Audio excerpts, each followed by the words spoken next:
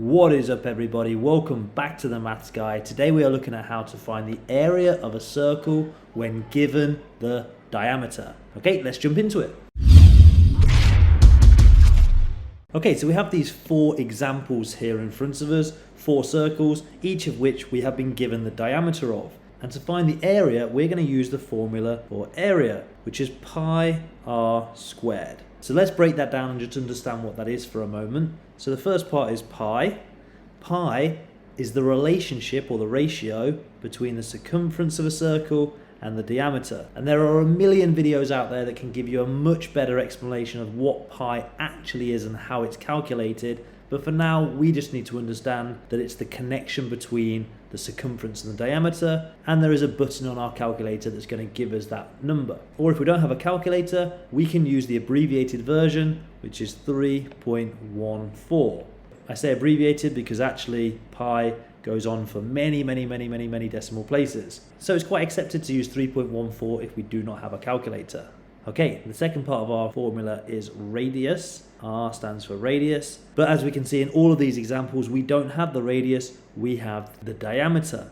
So we're going to have to get the radius using our diameter. We'll get to that later.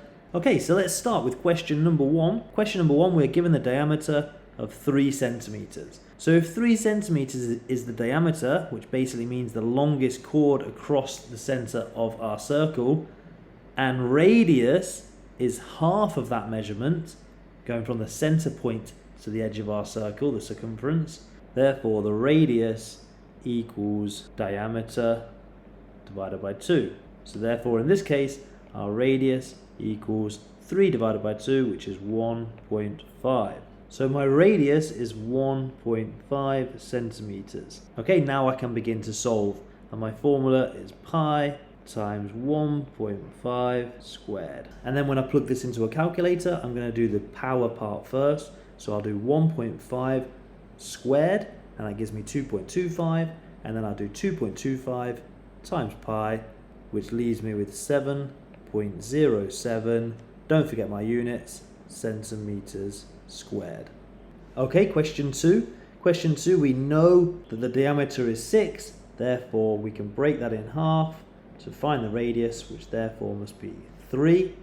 Start by writing my formula, pi r squared, and our radius is 3, so we'd have pi times 3 squared. Again, let's start by putting the 3 squared first, and 3 squared is 9, so I've got pi times 9, which gives me an answer of 28.27 centimeters squared.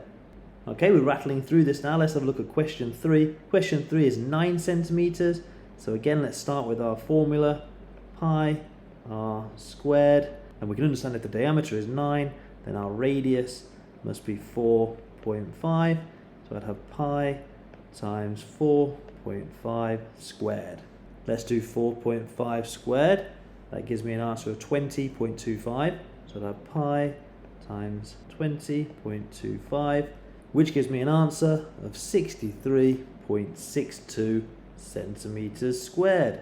Last but not least, number 4, big circle here with 15 centimeters for the diameter, which therefore means our radius is 7.5. Let's do this really quickly. Pi times 7.5 squared equals 176.71 centimeters squared.